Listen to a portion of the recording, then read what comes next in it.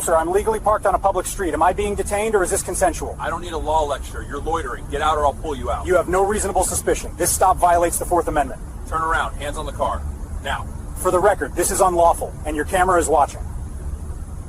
Officer Kyle Vincent had been patrolling the streets of Chicago for 6 years when he made the decision that would implode his life and drain the city's coffers of $4.5 million. He was 28 years old, a man who wore his badge not as a shield to protect, but as a hammer to intimidate. On a crisp Thursday morning in the affluent suburb of Oak Ridge, Vincent received a dispatch call that should have been routine. Instead, his response to it would become a case study in every police academy in the state, not as an example to follow, but as a warning of what happens when arrogance meets absolute authority. But Vincent didn't know any of that yet. He only knew that he was right, and that his judgment was never to be questioned. Before we dive into the details of this catastrophic failure of policing, I want to know, where are you tuning in from today?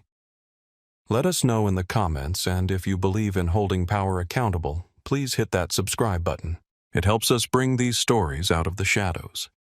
Officer Vincent's personnel file was a minefield of red flags that the department had conveniently chosen to ignore.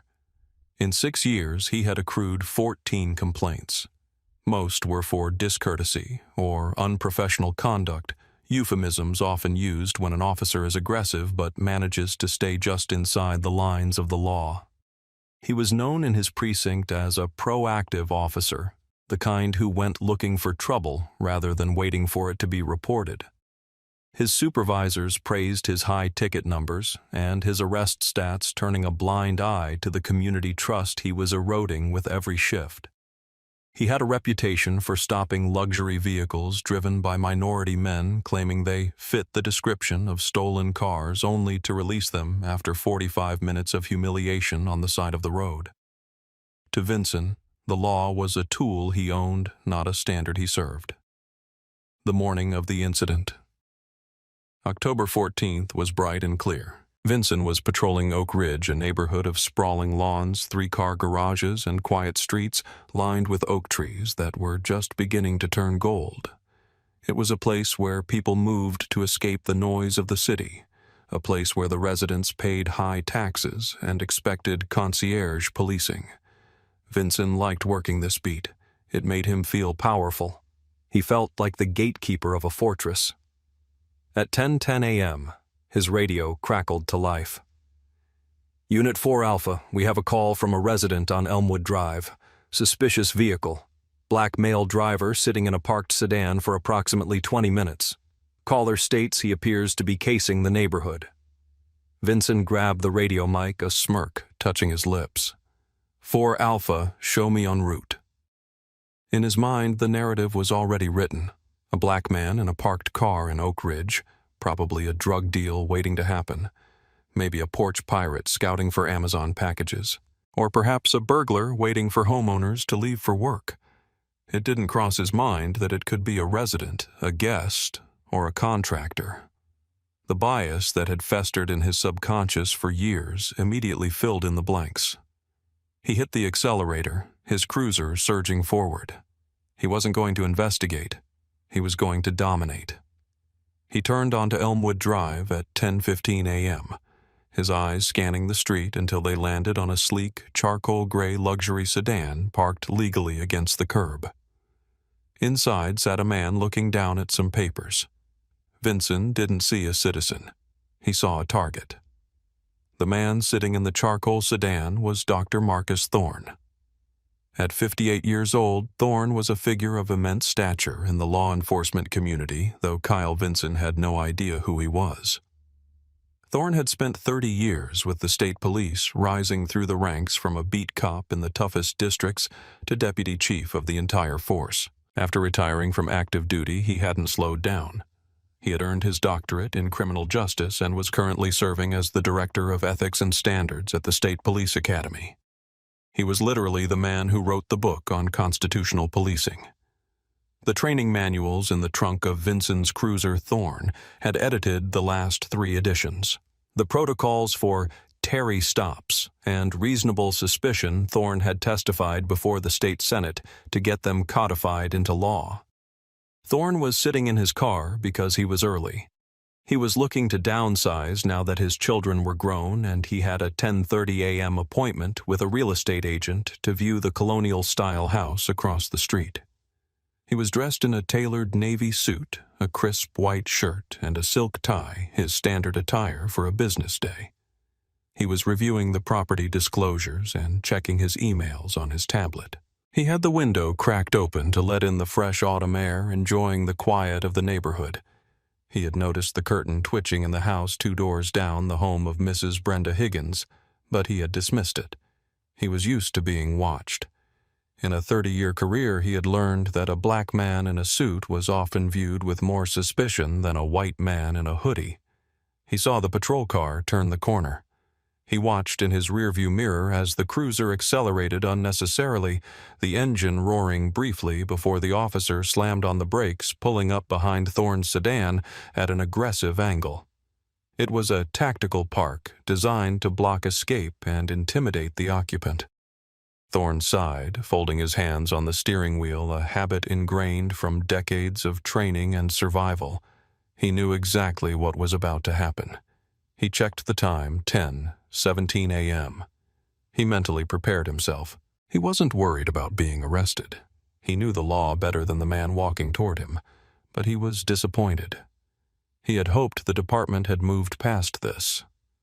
Thorne watched the officer exit the vehicle.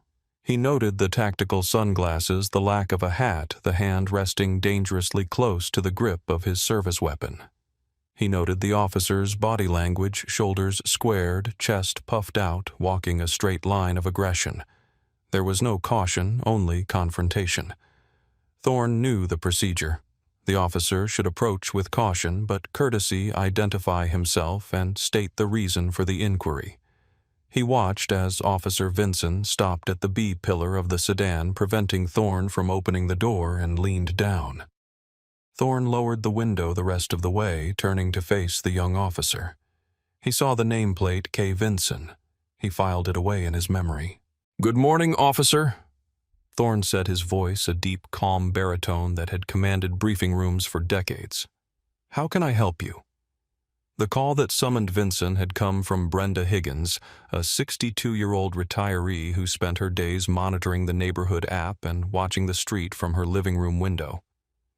Brenda was the self-appointed guardian of Elmwood Drive. She believed that safety meant sameness, and anything that deviated from her expected pattern was a threat. When she saw Thorne pull up and park, she didn't see a potential neighbor. She saw an anomaly. She watched him for 10 minutes. He didn't get out. He was just sitting there, reading. To Brenda, reading in a car wasn't a valid activity for a stranger in her neighborhood. It was loitering. It was casing. She had dialed the non-emergency line first, then hung up and dialed 911 to ensure a faster response. "There's a man sitting in a car outside my house," she told the dispatcher, her voice trembling with manufactured fear. "He's been there for an hour. He's watching the houses. I think he has a weapon. He keeps reaching under the seat." That last part was a fabrication, a detail added to juice the priority of the call. She knew that mentioning a weapon would bring the police faster. "He doesn't belong here," she added. "He looks dangerous." The dispatcher had asked for a description. "He's black, driving a dark car. Please hurry, I'm scared to go to my mailbox." When Vincent arrived, he was operating on Brenda's heightened narrative. He didn't see a man waiting for a realtor. He saw the dangerous subject with a possible weapon.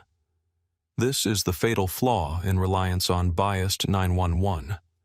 Calls the officer borrows the fear and prejudice of the caller. Vincent approached the car with his adrenaline spiking. He ignored the calm demeanor of the driver. He ignored the expensive suit. He ignored the professional greeting. "Driver's license. Now," Vincent barked, skipping the introduction, skipping the explanation. He stood with his feet apart, asserting dominance. Thorne didn't move his hands from the wheel. He looked at Vincent with a gaze that was steady and analytical. "Officer Vincent." Thorne said, reading the nameplate again. I'm happy to cooperate, but I'd like to know the reason for this interaction. Am I being detained, or is this a consensual conversation? Vincent's jaw tightened. He wasn't used to questions. He was used to fear. I said, give me your ID. We have reports of suspicious activity in this area. You're loitering. Now hand it over, or I'm pulling you out of the car. Loitering requires intent to commit a crime or lingering in a place where one has no business. Thorne said, his voice remaining level, almost like a professor lecturing a student. I am parked on a public street waiting for a real estate appointment at 10:30. That is not loitering. As for my ID under state law, unless you can articulate a reasonable suspicion that I have committed, am committing, or am about to commit a crime, I am not required to identify myself. Vincent felt a flush of heat rise up his neck. It was the anger of a man whose authority was being checked by someone he viewed as inferior. You want to play lawyer? Vincent sneered. Get out of the car, now. The command hung in the air, heavy with implication. Get out of the car. It was a lawful order only if the stop itself was lawful, and Thorne knew that Vincent was skating on thin ice. Pennsylvania v. Mims allowed officers to order drivers out of vehicles for safety, but the initial stop still had to be valid. Thorne made a calculation. He could refuse lock the door and wait for a supervisor, which might lead to his window being smashed and a taser being deployed. Or he could comply, allow the violation to happen, and secure the evidence needed to ensure this officer never did this to anyone else again. Thorne chose the long game. I will step out of the vehicle, Thorne said, narrating his actions for the body camera he knew was recording. I am complying with your order, Officer Vincent, though I am stating for the record that I believe this stop is a violation of my Fourth Amendment rights against unreasonable seizure. Thorne slowly unbuckled his seatbelt. He opened the door with his left hand, keeping his right hand visible. He stepped out, standing to his full height of 6'2". He towered slightly over Vincent. The officer stepped back, his hand now gripping the handle of his gun. Turn around. Hands on the roof, Vincent commanded. Is this a Terry stop, officer? Thorne asked, placing his hands on the roof of his own Audi. Do you have specific and articulable facts that I am armed and dangerous? Vincent didn't answer. He stepped forward and kicked Thorne's feet apart. Spread 'em.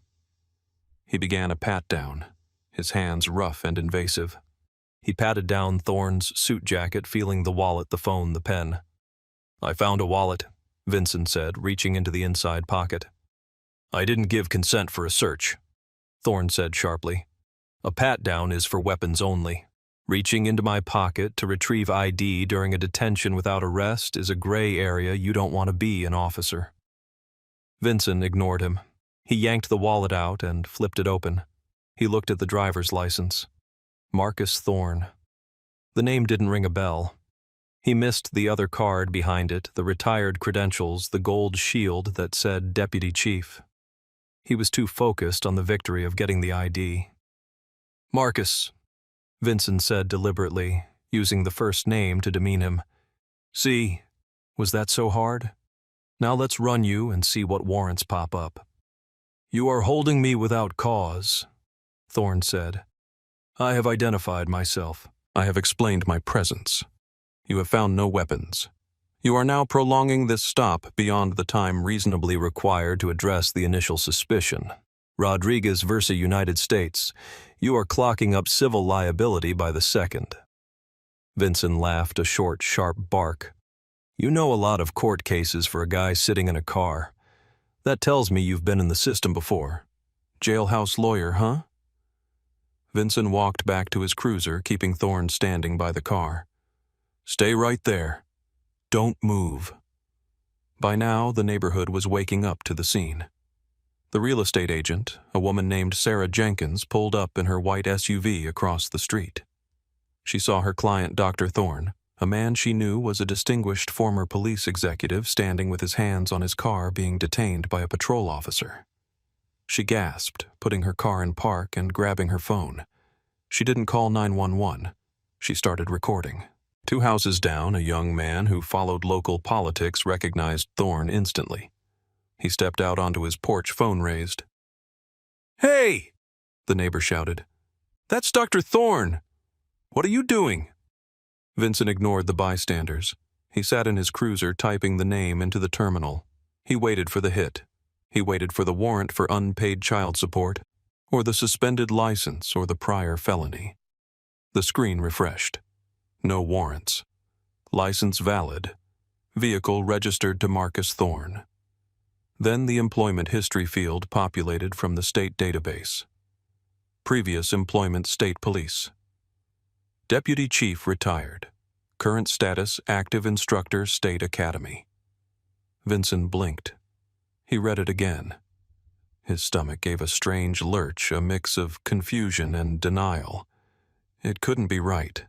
This guy, the loiterer. But instead of stepping back, Vincent doubled down.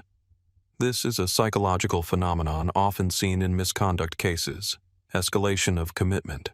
When faced with evidence that they are wrong, the biased mind searches for a reason to be right. He's a retired chief.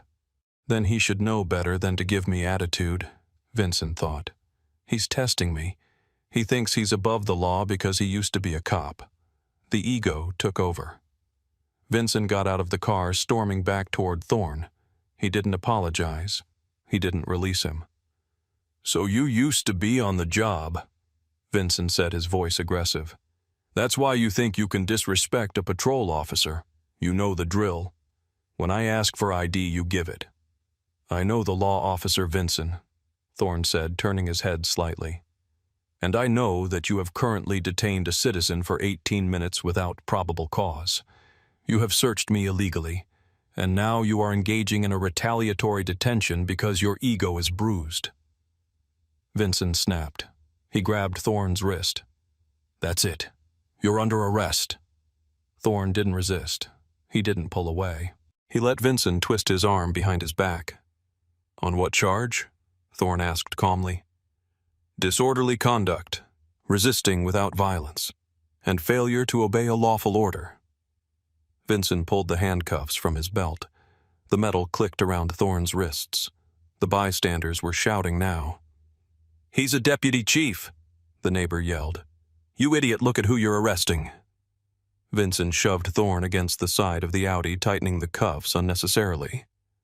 "I don't care who you think you are," Vincent hissed in Thorne's ear. "On my street, you listen to me." Vincent reached for his radio to call for transport. He pressed the orange emergency button on his radio, a signal that an officer is in distress or has a non-compliant suspect. It was a move designed to bring backup fast, to show force. "Unit 4 Alpha 1 in custody, requesting transport. Subject is uncooperative." Minutes later, a siren wailed in the distance. A supervisor's SUV tore around the corner, followed by another patrol car. Sergeant David Miller was the field supervisor on duty. He was a 15-year veteran, a man who took his job seriously. He had heard Vincent's voice on the radio, stressed, angry, aggressive. Miller had been worried about Vincent for months. He pulled up to the scene expecting a brawl. What he saw was a man in a suit, handcuffed, standing calmly while Vincent held his arm. Miller got out of his SUV, adjusting his belt. He walked quickly toward them. "Vincent, what do we have?" Miller asked, his eyes scanning the suspect. Then he stopped. He froze mid-step. He looked at the man in handcuffs. He looked at the face he had seen in textbooks, the face of the man who had shaken his hand at his own graduation from the academy 12 years ago. The face of the man whose signature was on the certificate hanging in Miller's office. Miller's blood ran cold. He felt a wave of nausea. "Oh my God," Miller whispered. He looked at Vincent, who was still puffing his chest out. "Sarge, this guy refused ID, was loitering, gave me attitude. I got him on disorderly and resisting." Miller looked back at Thorne. Thorne looked at Miller, his expression one of profound disappointment. "Hello, Sergeant Miller," Thorne said. "I believe we met at the leadership seminar in Springfield last year." Miller scrambled forward, pushing Vincent's hand away from Thorne's arm. Officer Vincent, step back. Miller barked, his voice cracking with panic. Step back right now. Sarge, what's the problem? Vincent asked, confused by the sudden hostility from his boss. Do you know who this is? Miller screamed, pulling the key from his belt. He fumbled with the handcuffs, his hands shaking. This is Deputy Chief Marcus Thorne. He runs the ethics division.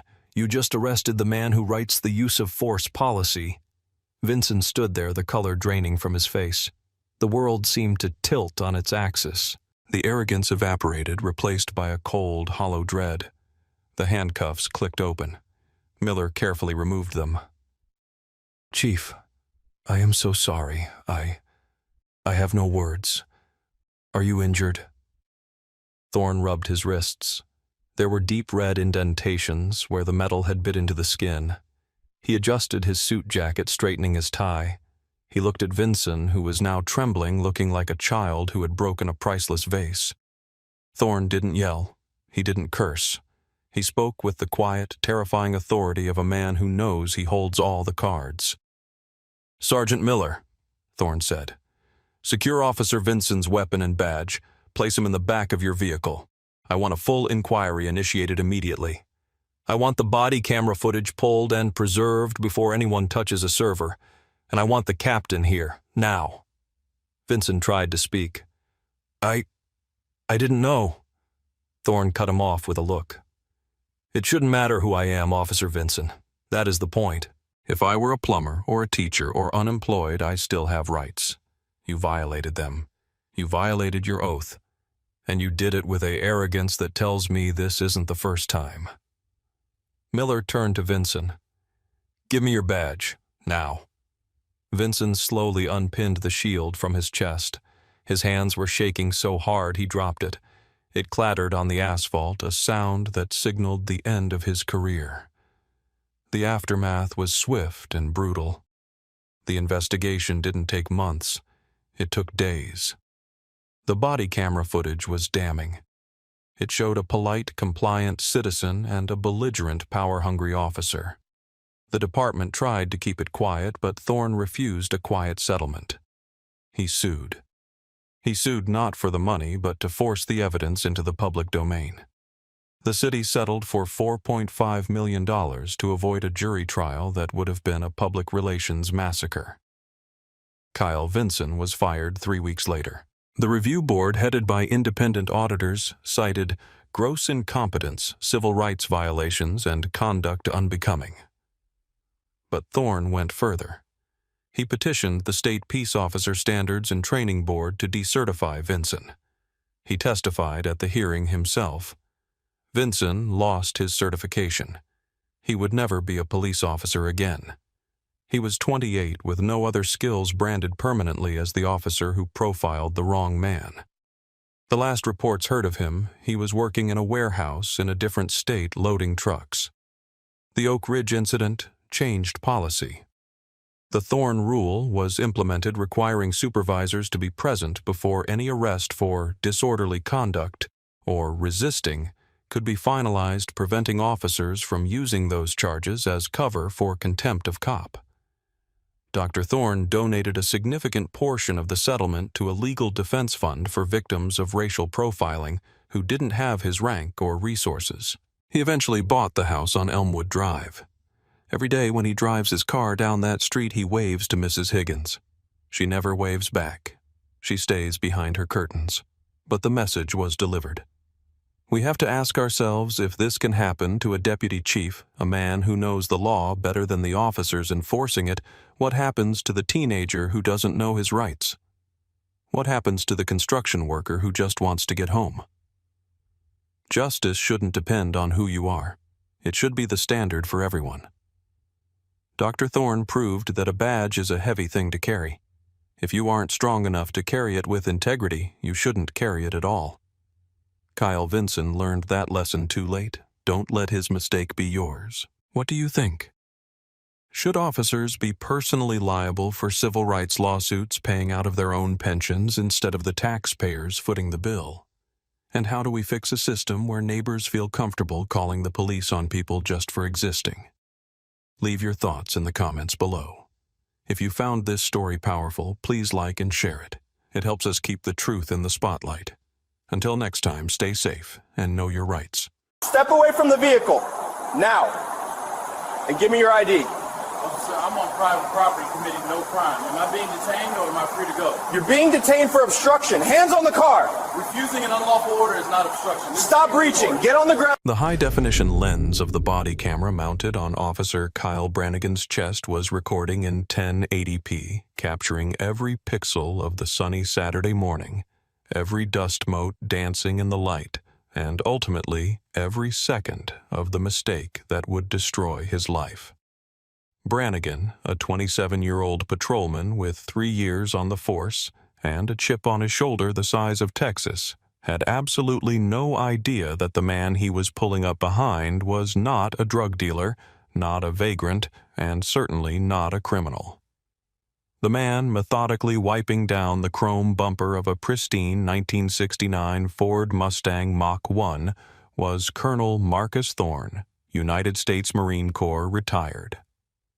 Thorne had led battalions in the Gulf, commanded special operations task forces in the Horn of Africa, and carried shrapnel in his left hip that triggered metal detectors at 3 different airports. He wasn't panicking. He wasn't hiding anything. He was simply enjoying the peace of a Saturday wash, a ritual he had maintained since he returned stateside 15 years ago. But before we get into the details of this infuriating encounter, I need you to take a second. Pause the video, scroll down, and let me know in the comments. Do you think law enforcement officers today receive enough training on how to respect our veterans? Type yes or no. This story is going to make your blood boil, and you need to see how it ends. Marcus Thorne stood 6'2", his posture as straight as a plumb line despite the ache in his joints that came with humidity. At 58 years old, his hair was graying at the temples, cut in a high and tight that hadn't changed since Paris Island. He wore a simple gray t-shirt with no logos, well-fitted blue jeans, and polished work boots. To the casual observer, he was just an older black man taking care of a classic car.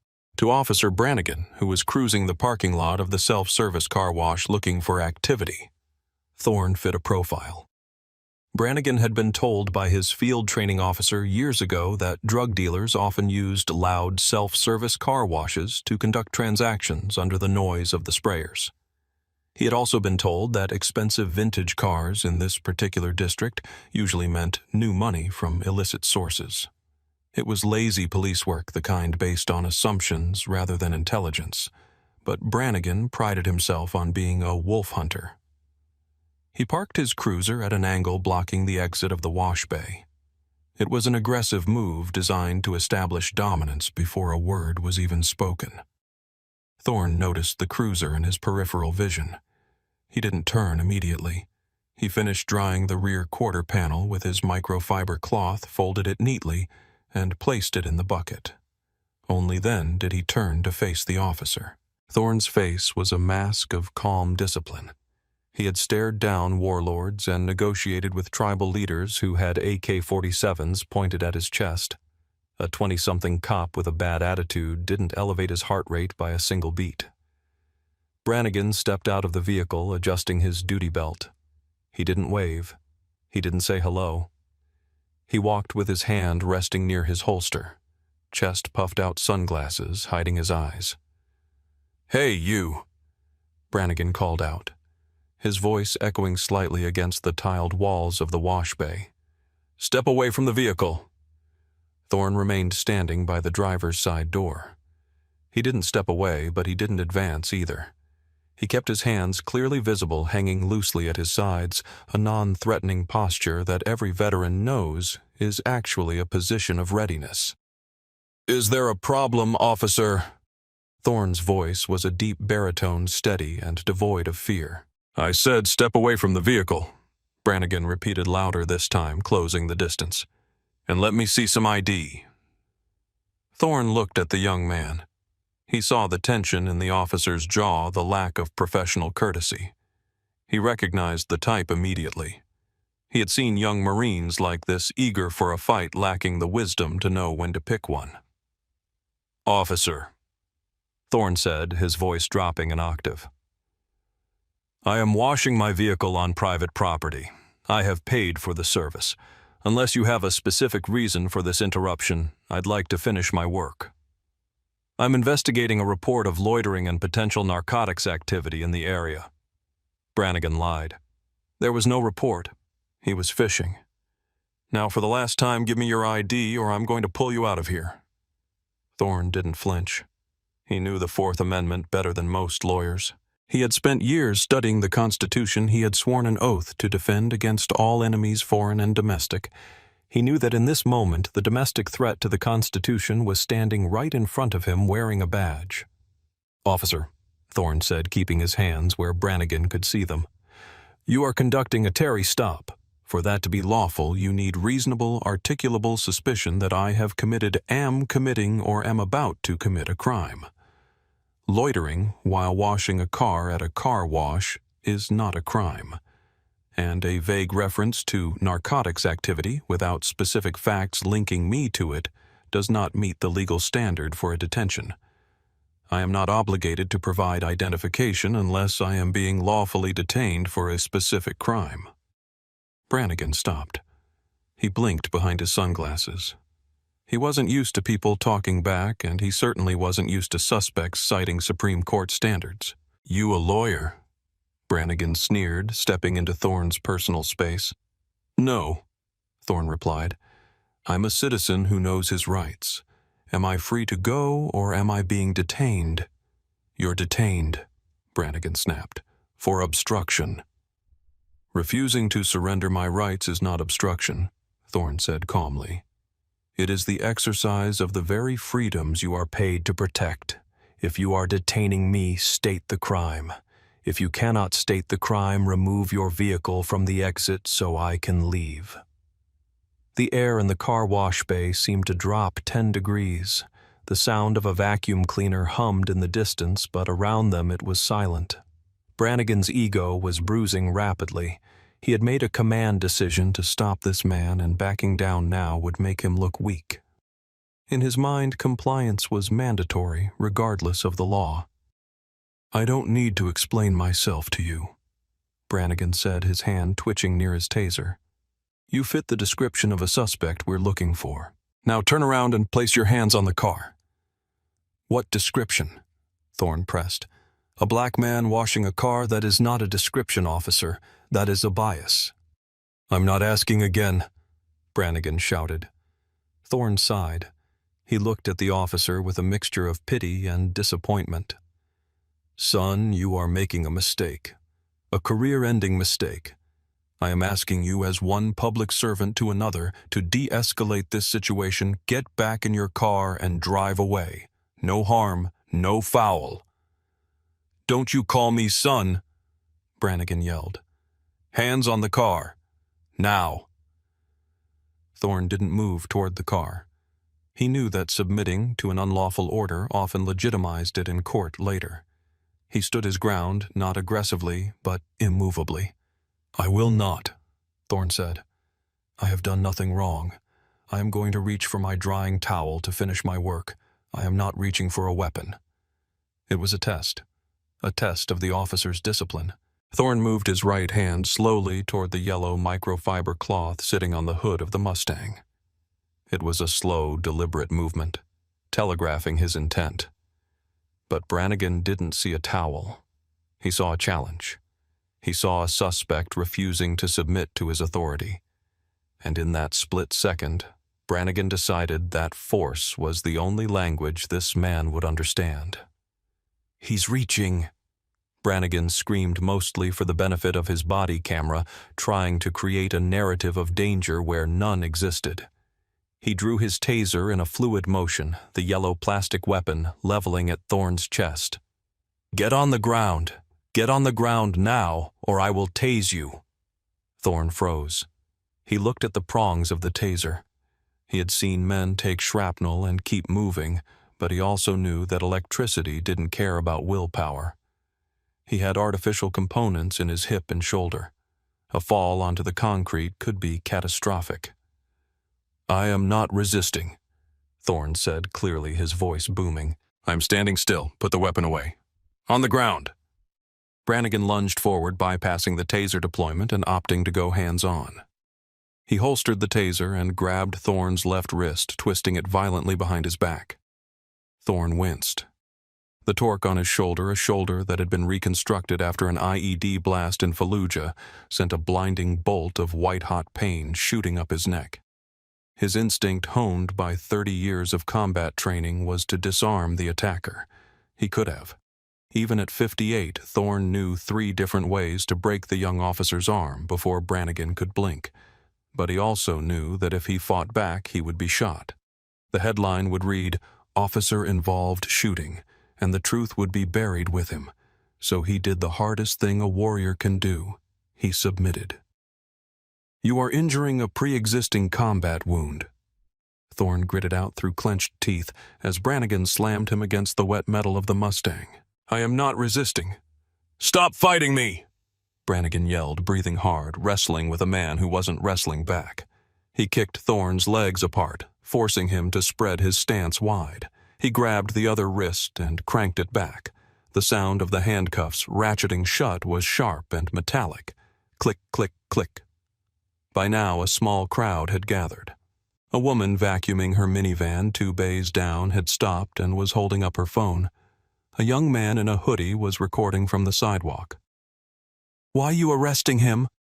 the woman shouted. "He was just washing his car. I watched him for 20 minutes. "Back up!" Brannigan yelled over his shoulder, sweat dripping down his forehead. "Back the hell up or you're next." Thorne stood, pressed against his beloved car, his cheek against the cold roof. He felt the humiliation burning hotter than the pain in his shoulder. He had worn the uniform of his country. He had commanded thousands of men. He had sat in the Situation Room.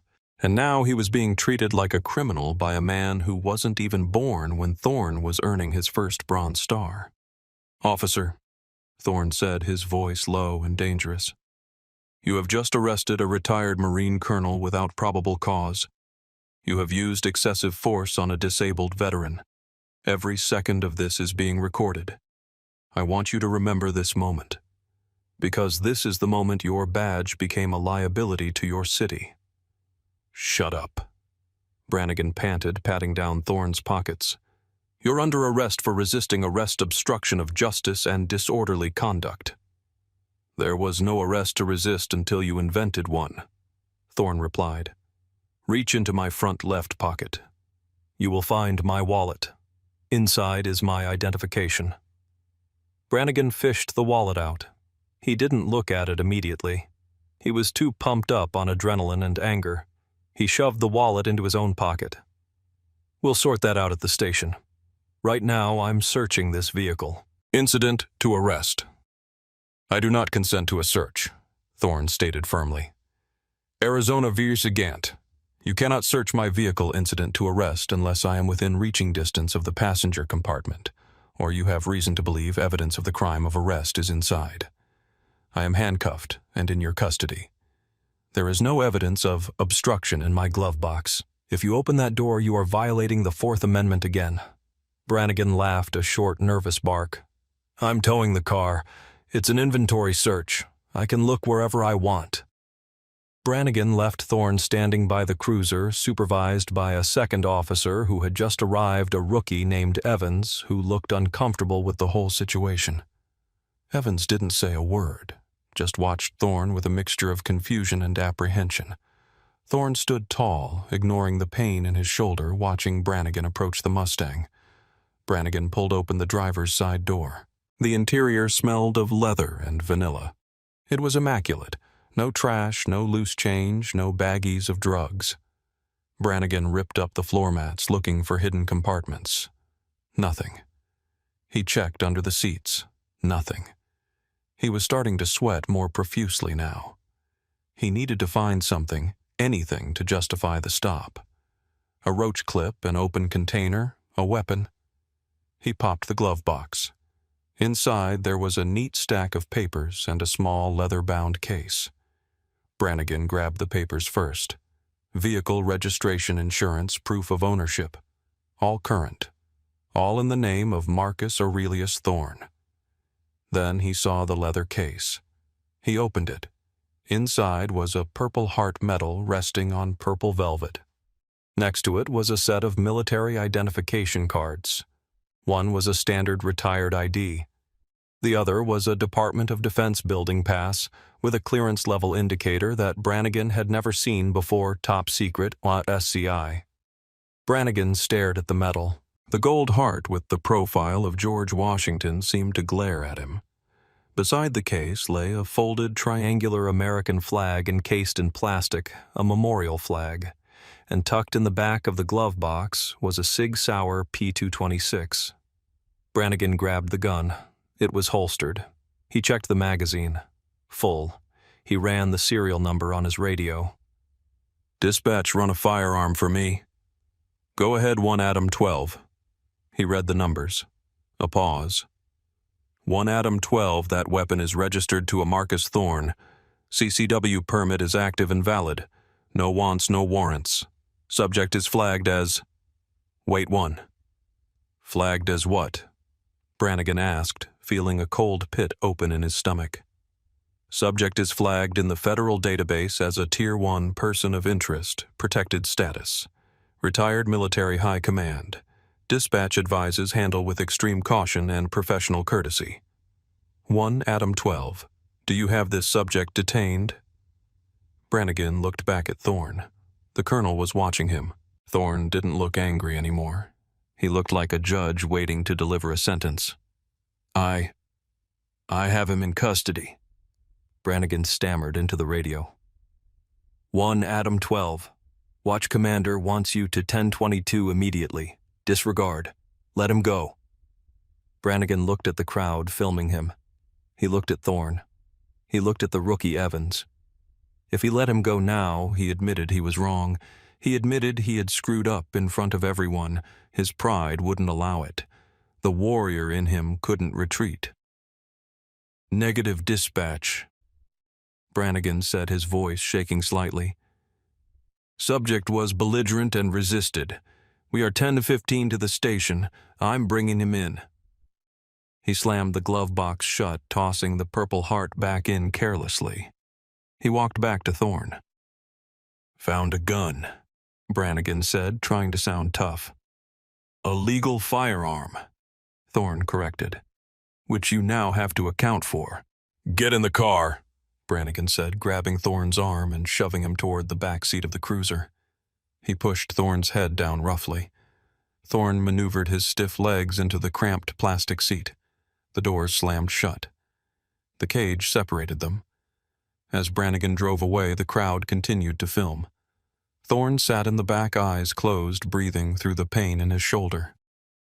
He wasn't praying for himself. He was praying for the young officer.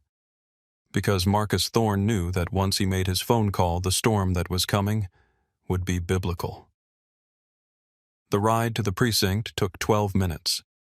Brannigan played the radio loud, trying to drown out the silence from the back seat.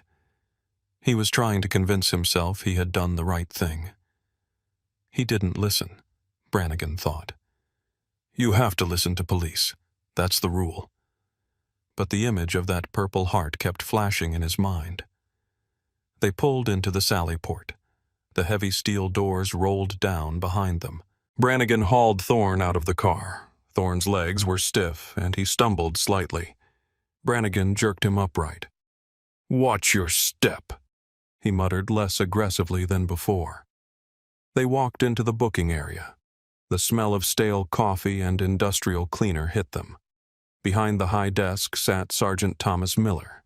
Miller was 62, a relic of the old breed. He had a mustache that could scrub a pot and eyes that had seen every lie a human being could tell. He was reading a newspaper, a habit he refused to break for a smartphone. Miller looked up as Brannigan wrestled Thorne toward the bench. Miller's eyes went from Brannigan to Thorne, and then they stopped. Miller squinted. He stood up slowly, the newspaper sliding to the floor. Kyle? Miller said, his voice strangely quiet. What do you have there? Resisting obstruction disorderly. Brannigan rattled off. Refused to ID became combatant. Miller walked around the desk. He didn't look at Brannigan. He walked straight up to Thorne. Miller looked at the way Thorne held himself even in cuffs. He looked at the high and tight haircut. He looked at the scar on Thorne's neck, a faint white line left by a sniper's bullet in 1991. "Colonel," Miller asked, his voice trembling. Thorne looked at the sergeant. He recognized the tone. "Sergeant." Thorne nodded. "I believe I am currently a prisoner of war in my own country." Miller's face went white.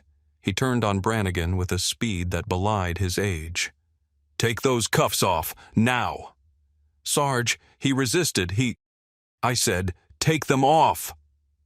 Miller roared, the sound echoing off the concrete walls. "Do you know who this is? This is Colonel Marcus Thorne. He commanded the 1st Marine Division. My brother served under him in Fallujah. He's a goddamn war hero, you idiot." Brannigan froze. The keys felt slippery in his hand. He wouldn't show me ID." Miller snatched the keys from Brannigan's hand. He spun Thorne around and unlocked the cuffs with gentle, trembling hands. "Colonel, I am so sorry. I am so sorry." Thorne rubbed his wrists. The skin was chafed and bleeding slightly. He rolled his shoulder, a sickening pop audible in the quiet room. "Thank you, Sergeant. I need you to log that injury, and I need to see your captain. Immediately." "He's in his office, sir. I'll get him." Miller glared at Brannigan. "You, sit in that chair. Don't move. Don't speak. Don't even breathe until I tell you to." Brannigan sat. The adrenaline was gone, replaced by a cold, creeping dread. He watched Thorne massaging his wrist. Thorne didn't look at him. Thorne was looking at the booking camera, ensuring his face and his condition were being recorded. Captain Reynolds burst through the door 2 minutes later, trailing Miller. Reynolds was a politician in uniform, always worried about optics. He took in the scene, the furious sergeant, the terrified rookie, the sullen Brannigan, and the calm, dignified black man standing in the center of the room like a statue of judgment. "Colonel Thorne," Reynolds said, extending a hand. "I'm Captain Reynolds. There's obviously been a terrible misunderstanding. Please come to my office. Let's get you some coffee, maybe some ice for that wrist." Thorne didn't shake the hand. "Captain, this was not a misunderstanding. This was a violation of Title 18 United States Code Section 242, deprivation of rights under color of law. Your officer unlawfully detained me, assaulted me, kidnapped me, and conducted an illegal search of my property. I don't want coffee. I want my property returned. I want to file a formal criminal complaint against Officer Brannigan, and I want the preservation of all video evidence." Captain Reynolds blinked. He dropped his hand. "Colonel, surely we can work this out. Officer Brannigan is young. He's zealous. We can handle this internally. I can have him disciplined. But filing charges, that's going to be a circus." "A circus is exactly what you have here, Captain," Thorne replied, cold as ice. "You have allowed a culture to fester, where a citizen cannot wash his car without being accosted by an armed agent of the state. If I were a 19-year-old kid with no knowledge of the law, I'd be in a cell right now with a resisting charge that would ruin my future. I am not doing this for me. I am doing it for the man he stops next week." Reynolds sighed. He knew he was beaten. "I understand, Colonel. We will process the complaint. You are free to go, obviously. We'll drive you back to your car." "I will take a cab," Thorne said. "I don't feel safe in one of your vehicles right now, but before I leave I have a demand." "Name it," Reynolds said. "I want the body camera footage. Dash cam and body cam. I want the raw files secured. I am putting you on notice regarding spoliation of evidence. If 1 second of that footage goes missing, if the audio cuts out, if the files are corrupted, I will sue this department for everything it has, and I will personally lobby the Department of Justice to dismantle this precinct brick by brick." Brannigan, sitting in the corner, felt like he was drowning. He watched the captain. The man he feared most nodded submissively to the suspect he had arrested. "It will be preserved, sir. You have my word." "Your word isn't enough, Captain. The law is what matters." Thorne turned to Brannigan. He walked over to the chair where the young officer sat.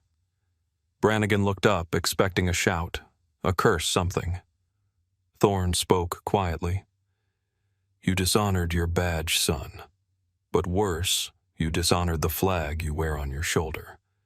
I bled for that flag. You just hid behind it." Thorne turned and walked out of the precinct. He walked with a limp he didn't have that morning. He called an Uber from the sidewalk. He waited standing in the sun while inside the station the shouting finally began.